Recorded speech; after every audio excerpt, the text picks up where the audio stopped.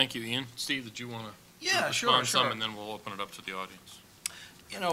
Let me think about something Mickey said. On the question of, the concern about cash, that cash was kind of a trap. By the way, it's about half and half, the SSI versus the problem is that the question lumps TANF really in with some other state programs. The other thing is, remember, we're dealing with a survey by proxy. And so the person who's filling out the information may know that the family gets cash, but they would have to know explicitly which program if you wanted to break it by those programs. And so there's some question as to whether or not you can break it by SSI and TANF. You can. And it may be accurate. The Census Bureau has reported separate numbers, and I have elsewhere. But there's an open question as to how right that is, just because of the limitations there. On the larger question, I was thinking about this,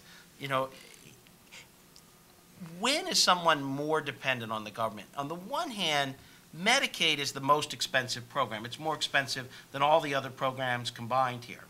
But if your child is enrolled in Medicaid, you might not go to the doctors for the whole year. Now consider a very popular program that's not that controversial, free school lunch. On the other hand, if the government's feeding your child every day at lunch, and you're not making lunch, and this is something I have to do a lot of mornings, so I think about it, is that a different kind of dependency? You go to work every day, but the government feeds your children every day. I'm not sure what the answer is there, but that's a pretty big responsibility to make sure your kids have lunch and make sure that they can afford to buy it. And if the government's stepping in, is that more or less a dependency? I don't know. It certainly seems a more profound dependency than Medicaid, even though the Medicaid's much more expensive, because something is very immediate and very every day. I don't know. I just think about that. What is a dependency in a foster parent?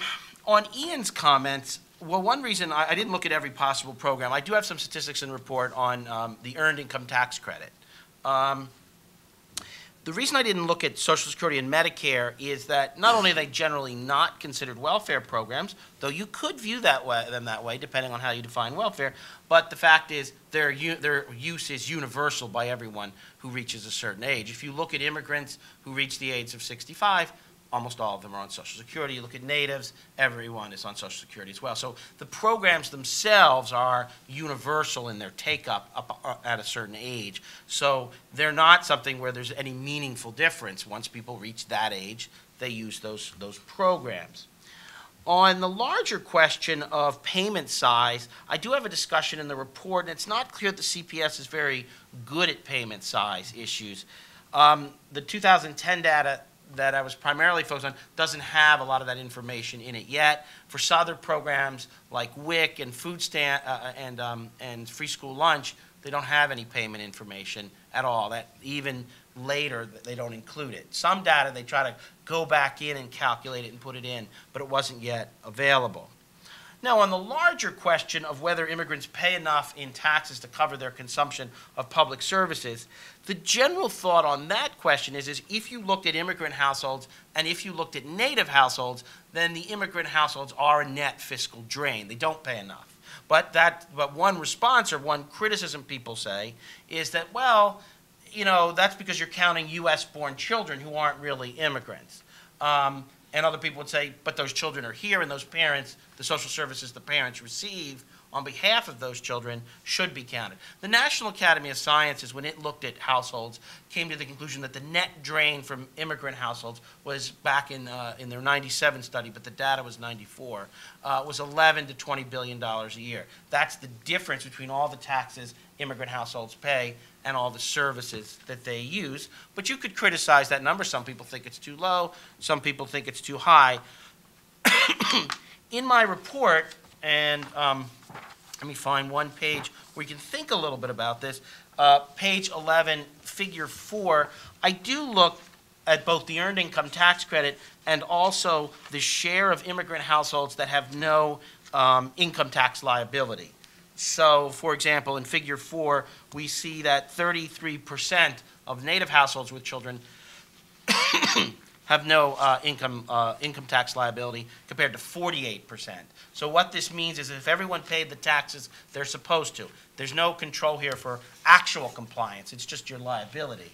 The immigrants are much more likely not to have to pay federal income tax than are the native-born.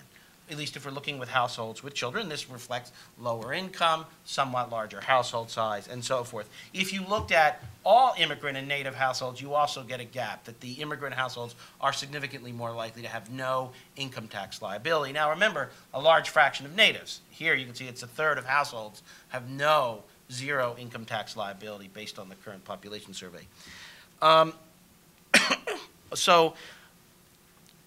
But this study is not really about that balance between public services used and taxes paid.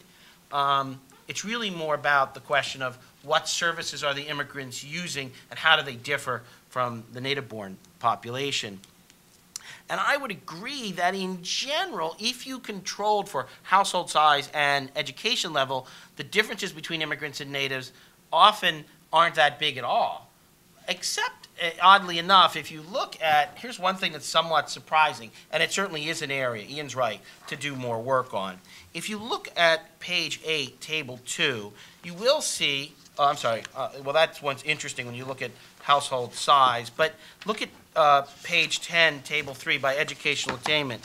When you look at the least educated, less than high school, the figures aren't very different for the native-born and the foreign-born overall, and that speaks to Ian's point. On the other hand, when you move up the education level, you do find that the differences don't narrow that much. You can do a kind of compositional analysis here and see how much the large concentration of immigrants who don't have a high school education explains the difference, but it only seems to explain maybe 25, 30% of the total difference. So for example, if you looked at people with only a high school education, the overall figure is 65% for the immigrants and 52% for the native-born. Or look at the college graduates. It's 25% for the immigrants and 13% for the native-born. So even when you look at household education, or at least the household head's education, you generally find that once you move out of the least educated, the differences don't narrow as much as I would expect or I expected to find. So it's complicated. But, you know, the program use might differ, so you might be getting use of one type of program versus another. So you'd have to do a lot of detail there.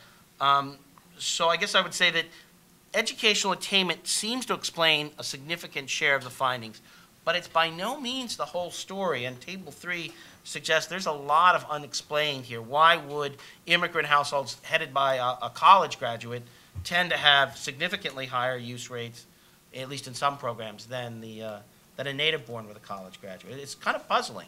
You'd guess they'd be about the same, but they're not. Anyway.